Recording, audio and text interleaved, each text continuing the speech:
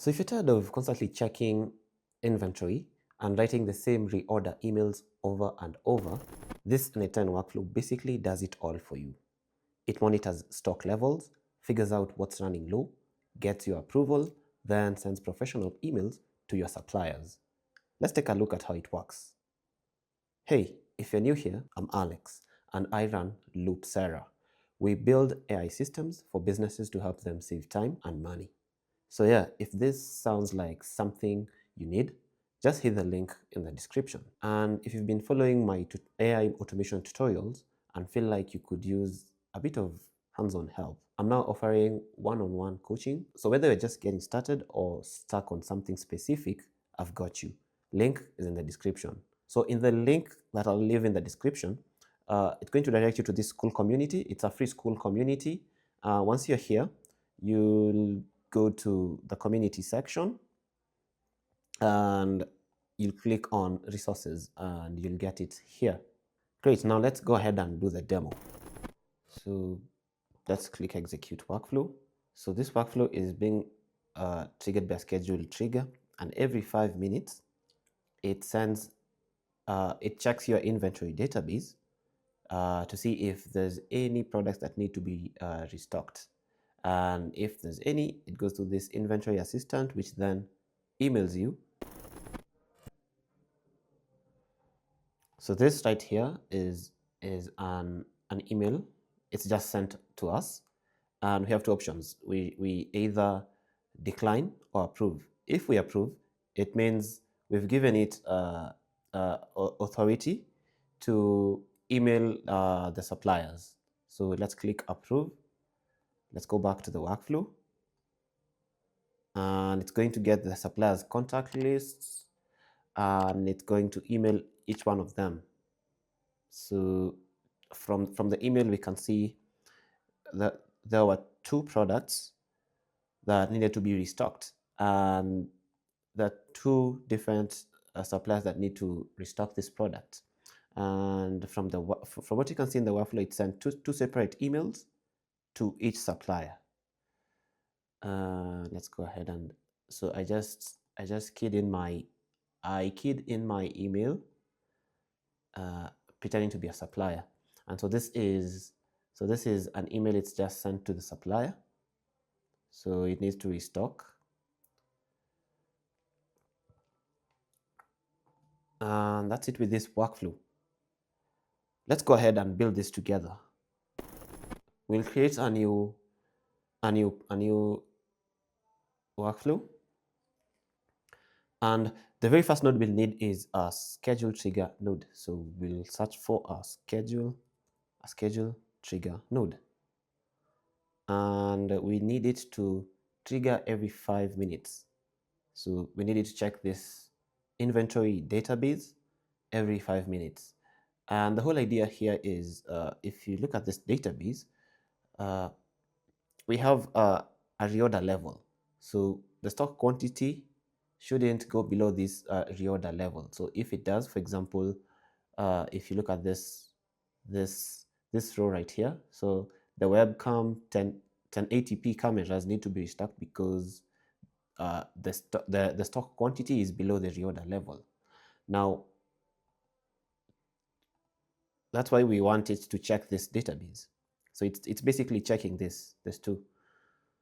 So this is the trigger, and next we'll need it to access a Google Sheet node. So let's search for Google Sheet node, and we want it to get rows. So we want it to get rows, and let's choose the right account, and the operation is get rows. Let's select the right document, so the right spreadsheet. So it's the inventory database, and the spreadsheet is called the stock database. So we'll select stock database. Oh, and by the way, don't forget to join my school community. I'll be doing live builds just like this. So be sure to join the school community. And so we'll rename this to read inventory database. And we're done with this. We'll execute this step, and you'll see we'll get 5 items. That's because we've got 5 items in our database. Now we need to filter. We need to filter to identify the items that need to be restocked. So we'll need an if node. So an if node. And here we are comparing 2 values. So we are comparing the reorder level against the stock quantity. And if the stock quantity, so we're checking if the stock quantity is less than,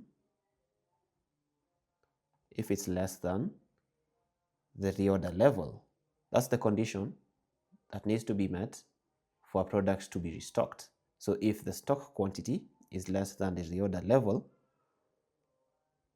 it will go down this true branch. So we can test this.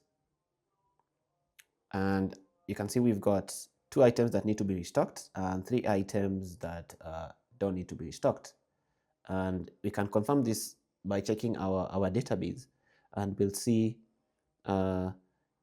indeed we've got 2 items. So these last 2 items need to be restocked because they're below this reorder level. Now let's continue building our workflow. The next node we'll need is an aggregate node. So we'll search for an aggregate node. And the reason is because we want these 2 items to be aggregated into 1 item. So that this AI agent doesn't execute twice, or the number of times the number of items are.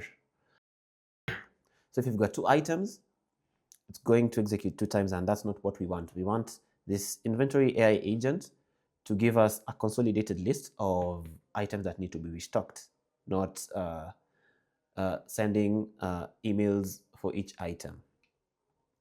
So that's why we've got this aggregate node. And now for the settings, we are going to select all item data, and it's going to aggregate all items it gets in its inputs. Next, we'll need to add an AI agent. So we've got our AI agent. We'll search for an AI agent.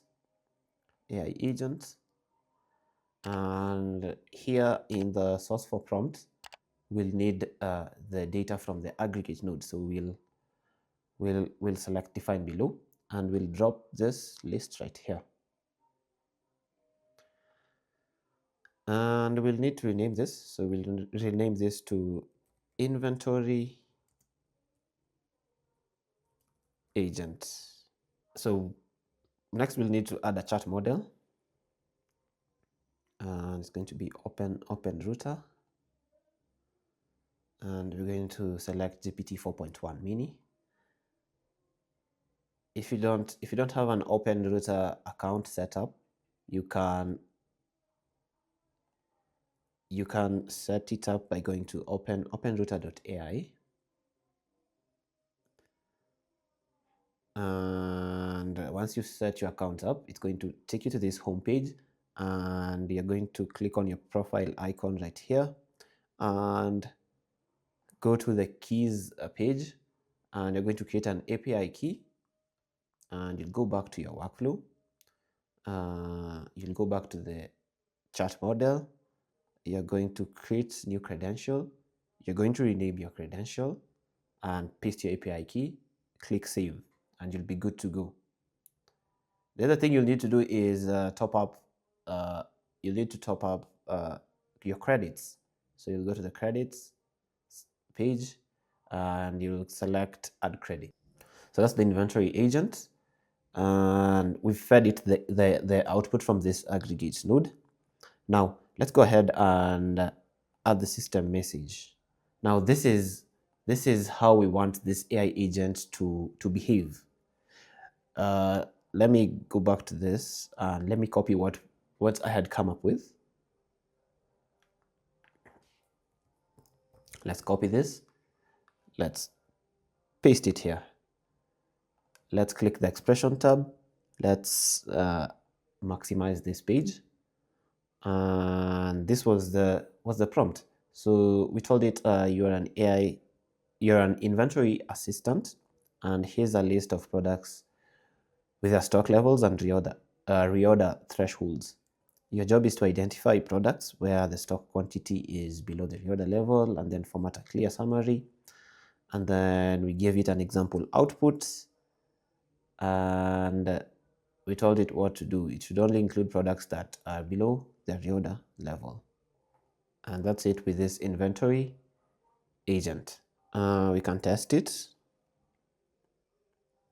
Now we need to, since we've got a list of the items that need to be restocked, we now need to notify the store owner to restock this product. Yeah, so now that we've got the list of products that need to be restocked, we'll need to notify the store owner and ask for approval if we should contact their suppliers. So for this, we'll need a Gmail node called send and wait for response. It's called a send message and wait for response. Let's select the correct account. And so the operation is send and wait for response. And this too means who it's supposed to send the email to, the store owner. So in my case, I'll use my email. And now we need to type in the subject manually. So let me copy what we had in here. So lost stock detected. That's the subject line. And the message, this right here is the message. So we'll type hi, and then we'll give the list of items that need to be restocked, and then ask the store owner, should I proceed with restocking them? And you're going to sign off. So you can go ahead and test this. So we can go ahead and test this. So let's execute this step. Then let's check our email. And it sent us an email. This is the subject line, which means it got this correct. And now this is the message. Now I'm supposed to approve. Now there's a catch. If you don't press approve, this run will be waiting, and it will wait indefinitely unless you give it a wait time, like what do you call it? Unless you give it a timeout. That's when it's going to stop waiting.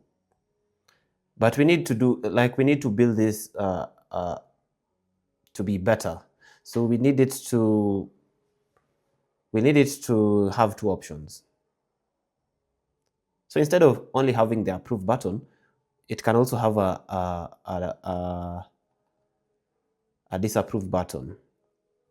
So that's where you'll set it. So we need to, it's an approval, and then we need to add an option. So the approval options are, so we need to select the type of approval, and it's approve and disapprove. And everything else looks good. Let's stop this run. Let's save this workflow. Let's test this again. So let's execute step. Now let's go back to our email. It's supposed to have sent us an email. And now you see we have two buttons. It's either approve or decline. If we click either button, it's going to stop the run. So if you click decline, it's going to stop this workflow, and it's going to change the status from waiting to succeeded. If you approve, it's going to go ahead and do whatever you want it to do. So it's going to contact the suppliers. Let's go ahead and approve this. So let's hit approve. It all has got it. Thanks. And now the workflow has been succeeded. Yeah. Now we need to check. If you look at the output this node gives us, it's either a true or false. Now we need to check.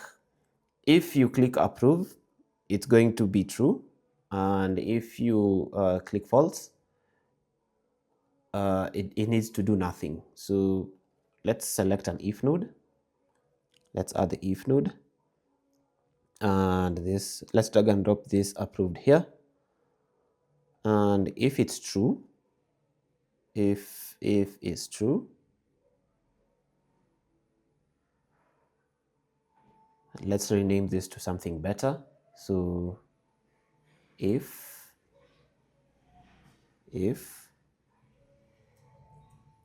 approved to restock. That's a better title. Let's click execute step, and you should see the true branch turn green, and that gives us the go-ahead to continue building our workflow. You don't need to do anything with this false branch, because if you decline this, it means you'll do this manually. So there's nothing else to do that needs to be done really. Okay, now we're in the true branch. Now we need to get the supplier contacts. And if you look at our inventory database, we've got the supplier's contact list. Now, what it's supposed to do, it's supposed to, now let's add a Google Sheets node, and we'll add a get rows in Sheets. Let's rename this to something better. That sounds better. Let's choose the right account. Let's select the right document. So it's supposed to be inventory. And by the way, by document, they mean this right here. And now let's choose the correct sheet. And it's supposed to be this supplier contact list, this right here in a Google Sheets. And let's execute, let's test this. Now we have our contact lists. Let's aggregate them. We want to combine them into one list instead of 5 separate items.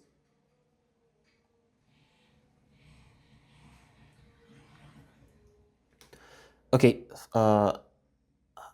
in this aggregate parameter, we'll need to select all item data, and it's going to aggregate all data from this get supplier contacts.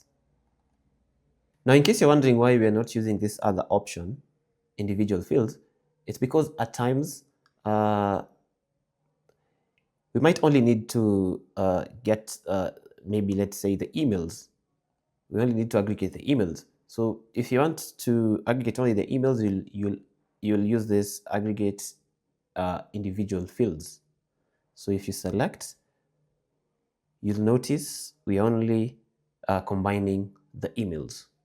So that's why we didn't want to use this, because we need the contact, we need the contact person, the supplier name, their phone number, their location, all that. So it's easier if we select all item data.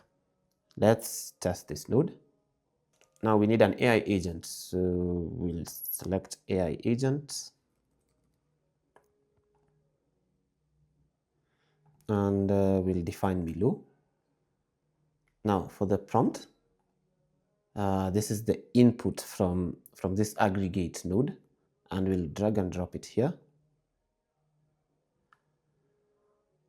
And we'll need to add a system prompt. We need to tell it how it's supposed to behave. So we'll click add option, system message, and now here we're going to input our prompt. And here's the prompt that I came up with, and you need to paste this. Click expression,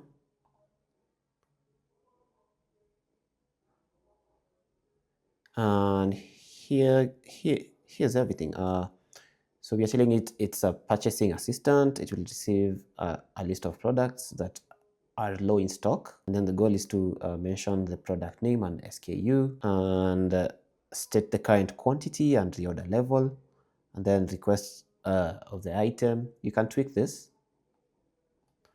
and then the email format, how it's supposed to write the email, and yeah, how it's supposed to sign off. And now we are mentioning it's supposed to send the email in HTML format. I'm gonna tell you why. There's something we left out here. So this right here, we're supposed to tell the AI what this list is. So we tell it this is the list of the suppliers, and we also need to give it the stock that needs to be the products that need to be restocked. So those are the two things that we need to give this. So that's why here we've got the supplier contact list, and so that's why here we've got the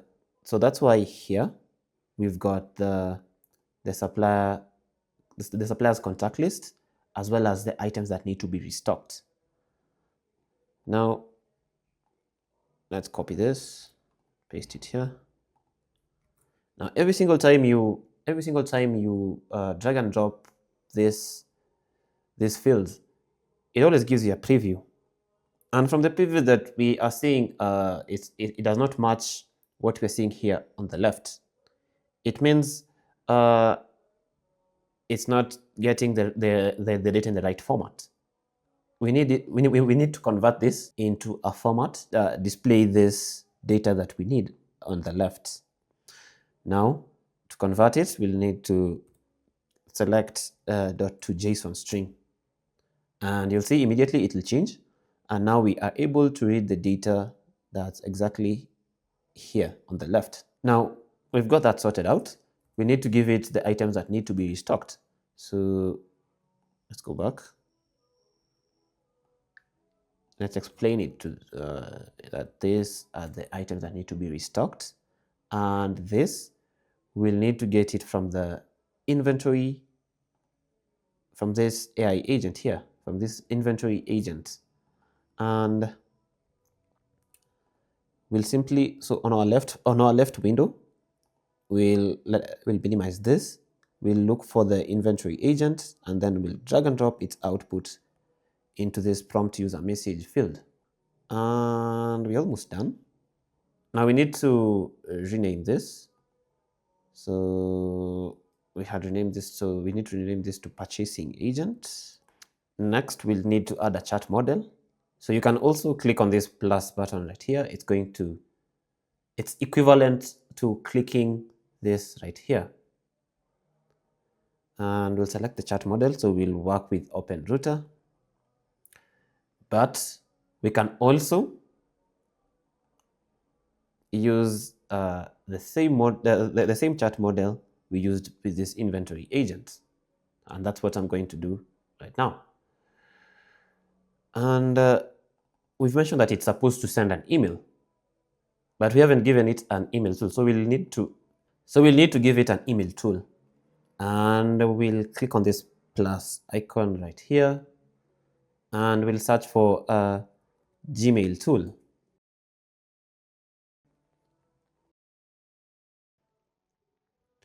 Let's select the right credential. Now, it needs to know which email to send this to. Now, we'll click this button, and if you hover over that button, you'll see this message right here. It's saying let the model define this parameter, and basically what this means is this AI agent will go through this suppliers list, and it will determine which supplier to email. So when you click this button right here, you've activated that option. So it's going to go through the contact list, choose the right supplier, and add it to this email. Next is the subject. We also want to leave this to the AI to come up with the subject, as well as the email body itself. So that's what's called the message. I remember we had prompted this AI agent to write the email in HTML formats. This instruction right here. The reason is because this tool only so in this email type parameter here, we have two options. So HTML or text. Now, since we've selected HTML, it's supposed to send the email in HTML format. This is just a formatting style. If you don't specify, at times it might send it in form of text, and the email format is going to be messed up. So that's why we have to specify. And that's it. We can go ahead and test this AI agent.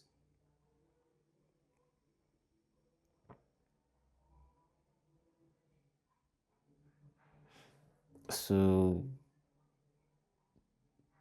from the suppliers list, added my email in all the suppliers contact email lists. Let's go ahead and have a look at the email. So this is the first supplier. So it sent this email, which looks pretty good. And you'll see at the bottom this attribution that the email was sent automatically with n8n. So how you're going to remove this, you'll go back to your workflow. You'll open the Gmail tool, and you'll click Add Option, Append n8n attribution. You'll select it, and you'll turn this off. And if you do that, you've removed this attribution at the bottom of the email. This looks pretty good. So we can test again.